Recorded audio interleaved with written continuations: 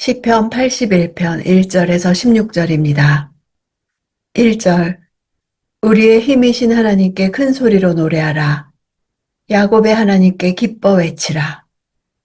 81편은 오랜 세월 예배에서 사용되었을 회중 찬양으로 볼 수 있습니다. 야곱의 하나님은 선택받은 이스라엘과 하나님 사이의 친밀한 관계를 상징하는 칭호입니다. 2절. 시를 읽고 탬버린과 아름다운 하프와 수금을 연주하라. 시를 읊는다는 것은 입으로 부르는 노래, 즉 목소리로 하나님을 찬양하는 방법을 말합니다. 이스라엘 사람들은 음악을 매우 즐기는 민족인데 본문에는 그들이 주로 사용하던 악기들 중 대표적인 세 종류의 악기가 나옵니다. 당시 이스라엘의 성전에서는 보통 9개 이상의 악기가 사용되었는데 탬버린과 하프와 수금 외에도 재금과 피리와 나팔과 양각 나팔 등이 있었습니다. 4절. 이것이 이스라엘을 위한 규칙이요 야곱의 하나님의 법이다. 왜냐하면 이 앞에 있어서 절기에 모여 찬양하는 이유는 이것이 이스라엘의 규칙이요 법이기 때문입니다. 절기와 찬양은 인간이 고안한 것이 아니라 하나님이 명령하신 것입니다. 절기와 찬양에 관한 규정은 하나님께서 이스라엘 백성을 이집트에서 해방시키실 때부터 주신 매우 오래된 것입니다. 이 규칙과 법이란 새로운 법이 아니라 모세를 통해 이미 부여된 것을 다시 말하는 것입니다. 5절. 하나님께서 이집트 땅을 치러 나가실 때 요셉에게 이것을 명하셨다. 내가 거기서 알지 못하는 언어를 들었다. 계속해서 절기에 모여 찬양해야 하는 이유는 하나님이 이집트에서 이스라엘을 구원하시는 과정에서 베푸신 것으로 이스라엘이 결코 잊을 수 없는 것임을 상기시킵니다. 여기서 요셉은 이스라엘 전체 지파를 가리킵니다. 이스라엘을 요셉이라 칭한 것은 요셉이 이스라엘을 존속시키는 데 결정적인 역할을 하였을 뿐 아니라 야곱의 혈통적 장자 르우벤을 대신하여 장손의 명분을 얻어 이스라엘 12지파를 대표할 수 있었기 때문입니다. 5절 상반절까지가 찬양시로서의 성격을 지녔다면 하반부 알지 못하는 언어를 들었다. 여기부터는 지혜시로서의 성격을 지닙니다. 시인은 하나님께서 보내신 모세를 통해 하나님의 음성을 듣게 된 이스라엘 백성과 자신을 동일시합니다. 이스라엘 백성은 이집트에서 전혀 경험하지 못했던 생생한 하나님의 음성을 출애굽 때 비로소 듣게 된 것입니다. 6절. 내가 그 어깨에 짐을 내려주었고 그 손에 바구니를 내려주었다. 6절부터 마지막 절까지는 1인칭 화법을 사용하여 하나님이 이스라엘 백성들에게 직접 말씀하시는 형식으로 되어 있습니다. 출애굽 사건을 상기시키며 이스라엘의 불순종을 지적하고 있습니다. 1인칭 화법으로 진행돼 특별히 하나님과 이스라엘 간의 친밀감에 대해 강조하고 있습니다. 바구니는 원통형의 항아리 같은 것으로 진흙이나 건축 재료를 담아 나르기 위해 갈대나 종려나무 잎을 엮어서 만든 용기입니다. 요셉을 알지 못하는 새 왕이 일어나 이집트를 다스리게 되자 이스라엘 백성은 국고성 비돔과 라암셋을 건축하기 위해 강제 노역에 동원되었으며 이때 이 기구들이 흙벽돌을 만들고 나르는 데 사용되었습니다. 7절. 내가 고통당하며 부르기에 내가 구해주었고 천둥치는 은밀한 곳에서 내게 응답했으며 내가 너를 무리바의 물에서 시험했다. 셀라. 천둥치는 은밀한 곳이란 천둥치는 구름을 가리킵니다. 성경에서 구름은 하나님께서 당신을 가리시고 당신의 음성을 바라시는 곳으로 묘사됩니다.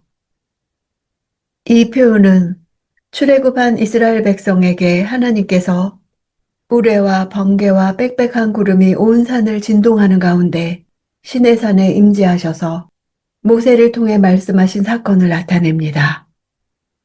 무리바라는 단어는 다투다라는 뜻입니다. 무리바 관련 기사는 성경에 2번 기록되어 있습니다. 르비딤의 무리바와 가데스의 무리바가 있습니다. 르비딤의 무리바는 출애굽 초기의 사건으로 물이 없어 백성이 모세와 다툰 사건입니다. 가데스의 무리바는 출애굽 후기의 사건으로 동일하게 물이 없어 백성이 모세와 다툰 사건이지만 이 사건으로 모세는 가나안에 들어가지 못하게 되었습니다. 결국 무리바에 관련된 성경의 2가지 기사는 모두 이스라엘의 패역함을 드러내는 기사들입니다. 하나님은 이 사건을 통해 이스라엘의 믿음을 시험하셨습니다. 이스라엘이 일상의 필요를 위해 자신을 얼마나 신뢰하는지 확인하고 싶으셨습니다. 이렇듯 이스라엘의 부끄러운 기억을 언급하는 의도는 그들의 패역함을 고발하는 데 있지 않고 오히려 그럼에도 불구하고 하나님의 은혜로우심을 부각시키고 그들로 하여금 불순종의 패역에서 벗어나게 하려는 데 있습니다. 10절 나는 너를 이집트에서 끌어낸 내 하나님 여호와니 입을 크게 벌려라. 그러면 내가 채워주겠다. 먹을 것이 부족했던 광야에서 하나님이 그들의 양식을 제공하신 것처럼 자기 백성에게 일용할 양식으로 부족함 없게 하시겠다는 의지 표명입니다. 간구하는 자의 필요를 풍족하게 채워주시겠다고 약속하고 계시는 것입니다. 12절 내가 그들을 그 마음의 욕망대로 내버려 두었더니 그들이 자기 마음이 가는 대로 행하는구나. 경고를 들으려 하지 않고 자기들 뜻대로 살겠다는 의지를 그대로 내버려 두시는 것이 심판입니다. 마음이 굳은 상태에 내버려 두셔서 자신의 잘못을 깨닫지도 뉘우치지도 못하도록 하신다는 뜻입니다. 이는 하나님의 징계나 훈계보다 더 무서운 것입니다. 왜냐하면 하나님이 더 이상 함께하지 않음, 즉 완전한 유기를 나타내는 것이며 이렇게 버림을 당한 자는 회개할 기회조차 갖지 못한 채 필경 파멸에 이를 것이기 때문입니다. 15절 나를 미워하는 사람들이 너희에게 순종했을 것이며 너희들의 시대는 영원히 계속됐을 것이다. 나를 미워하는 사람들은 하나님 백성의 원수들을 뜻합니다. 여호와를 미워하는 자는 이스라엘 백성의 원수이기도 한 것입니다. 16절 내가 가장 좋은 밀을 먹여주었을 것이고 바위에서 나는 꿀을 배불리 먹여주었을 것이다. 고대 사회에서 꿀은 매우 희귀한 별미였습니다. 특히 바위에서 나는 꿀은 바위 사이에 있는 벌집에서 얻어진 야생꿀로서 당도가 매우 높은 최상급의 꿀을 뜻합니다.